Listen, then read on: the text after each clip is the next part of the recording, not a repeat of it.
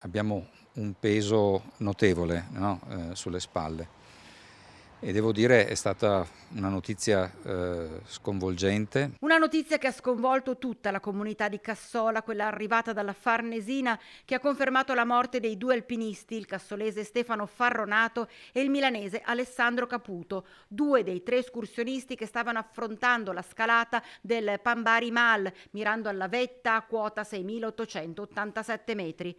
Assieme a loro il piemontese Walter Perlino, che si è salvato per miracolo a causa di un malore che lo aveva costretto a restare al campo base. I due escursionisti, seppur molto esperti, sono stati travolti da una tempesta di neve. Di loro si sono perse le tracce venerdì scorso, 31 ottobre. Perlino aveva dato subito l'allarme, le ricerche erano partite fino alla terribile scoperta dei corpi senza vita dei due alpinisti. Palpabile il dolore del sindaco di Cassola, Gianantonio Stangerlin, che ben conosceva Stefano Farronato, che viveva con la sua famiglia a San Zeno. È molto, molto pesante come situazione che si è creata, un po' per tutta la comunità perché Stefano era persona conosciuta da tutti. Lei ha avuto modo di contattare anche la mamma e la sorella di Stefano?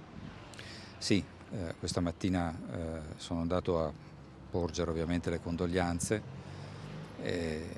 prima di tutto come amico, perché li conosco da parecchi anni, ma devo dire,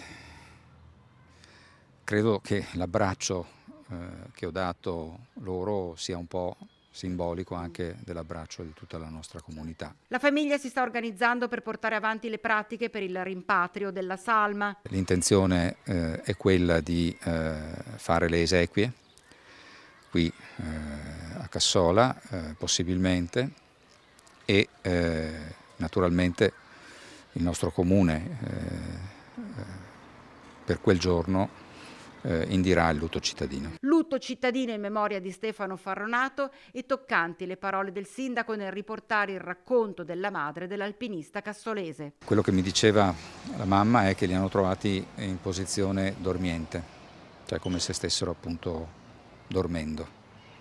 Ecco, forse questa è l'unica consolazione che